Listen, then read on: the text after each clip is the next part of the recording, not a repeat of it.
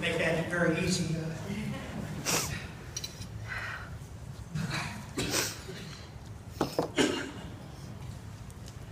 There's two of my wrestlers that are here that are in the Hall of Fame.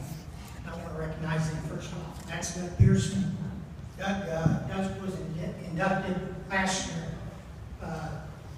Doug had over 100 wins in his 4 years of wrestling, and that's I don't know many wrestlers that had that accomplishment. The other one is Henry Reyes. Henry is a two-time state champion, and he's actually one of the state's first All-Americans. He's second in the nation in wrestling. So, I got those two.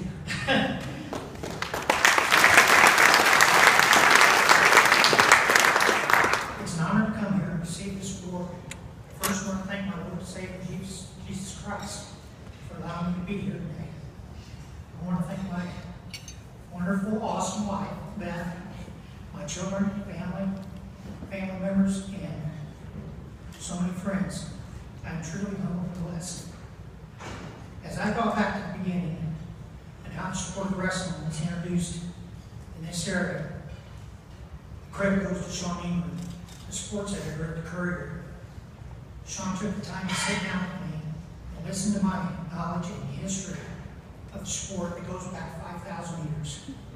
His eyes went wide when I told him that 48 states had at least high school wrestling. The two that didn't were Mississippi and Arkansas. He said, "Coach, this is sporting news."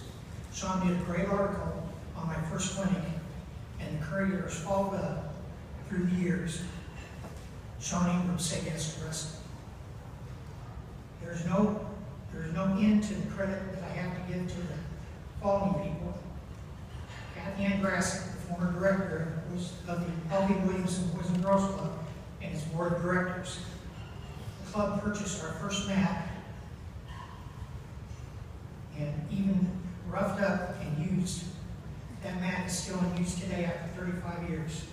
The Boys and Girls Club also held a fundraiser to raise $6,000 for our first new mat in honor of local firefighter Todd Bennett, who was killed in Iraq. Todd was a former wrestler and helped me from the beginning to get the program going. While the construction of the new Boys and Girls Club was underway, Captain Van Grassick had me come over and look at the plans for the multi-purpose room, which during the wrestling season would also serve as the wrestling room. The dimensions of the room were 42 by 35. I told her, we can make this work. We'll just flatten that up on the wall. She said, the mat will not fit. I said, hey, we'll make it work. She said, no. And the plans changed for the room to be 42 by 42. During the 2 years the Russellville High School wrestling team served as club status, the Boys and Girls Club let us use the facility for our practices.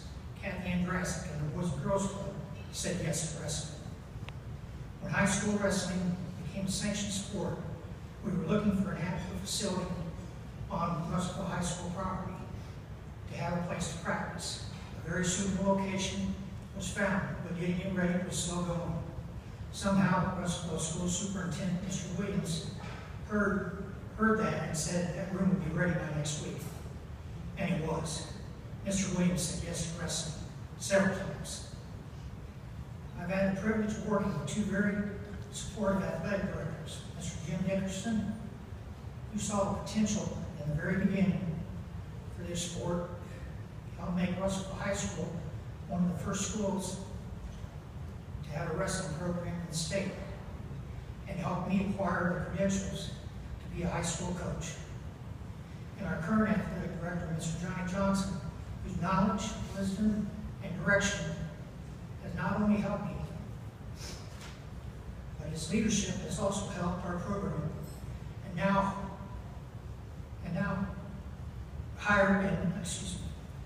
his leadership has helped our program and now hired wrestling coaches. The future of this program is very secure. Mr. Dickerson and Mr. Johnson both said yes to wrestling. Former high school principal, Mr. White, after attending our first tournament, which at the time was the largest in the state, with 11 high schools and over 300 matches, in one day. said, "Coach, this is great. We need more mats." Mr. White said yes for wrestling.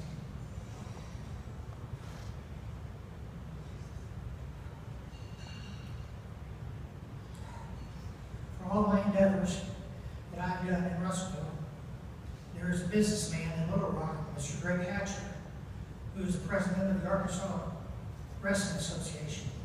He has been supporting wrestling throughout the state, and there would be no high school wrestling in Arkansas without his help.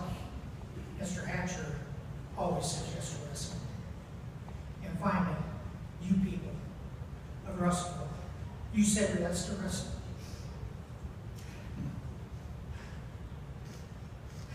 And because of that, Russellville High School has one of the premier programs in the state.